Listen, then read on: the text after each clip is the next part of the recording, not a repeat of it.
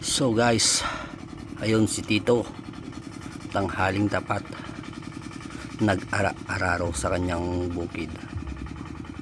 Ganito kami sa probinsya,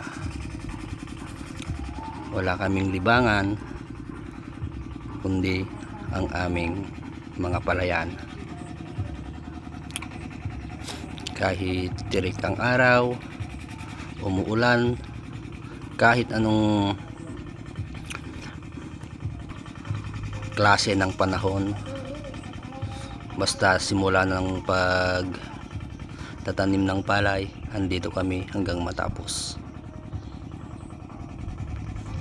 Yung ginagawa ni Angkal, hindi unang preparasyon niya yan sa pagtatanim. Binubungkal yung lupa,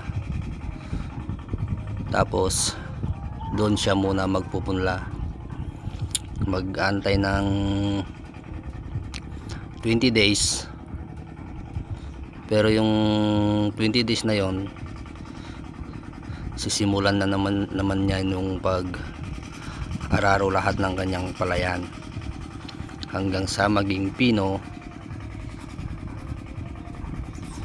Tapos pagdating ng 20 days, ganito na yung mga punla niya, yung ganito na kalaki yung mga punla, pwede nang ilipat tanim. So gaya nito, nagantay ng 20 days to, pero sa pag-aantay niya ng 20 days na bago lumaki yung punla, prepare naman niya yung kanyang sakahan.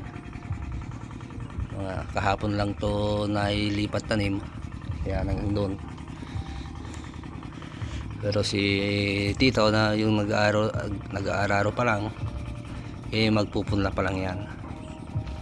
Kaya antay-antay siya ng 20 days or hanggang 25 days. Sa kabila naman, din sa may mga green, mga isang buwan na yan nakalipat tanim. Mag-aantay na rin yan ng 2 buwan mahigit bago mag-ani.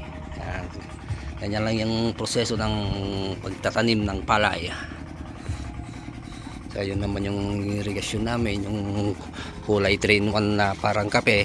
Yan, galing yan sa ilog.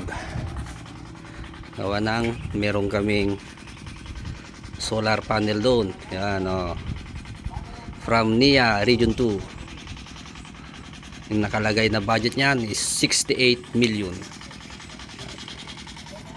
Ngayon lang nag-operate yan, wala pang 2 buwan.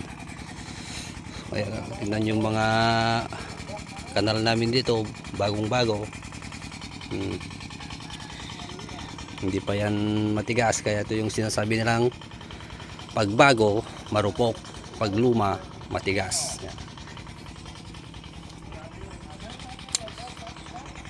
So yan din, yung sa kabila may punla na siya, mga 10 days pa yan, pwede nang lipat tanim, kaya nakalinis na rin siya sa kanyang palayan.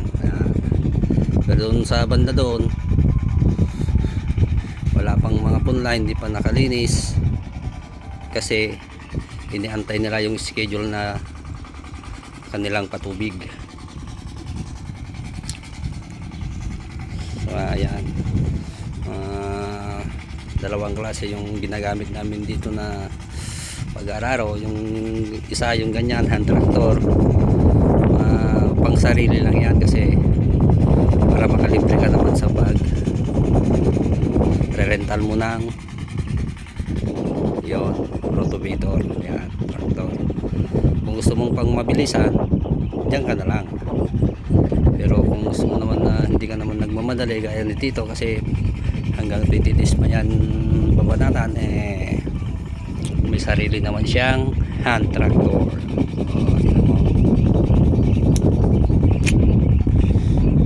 So ayun guys, maraming salamat, bye bye.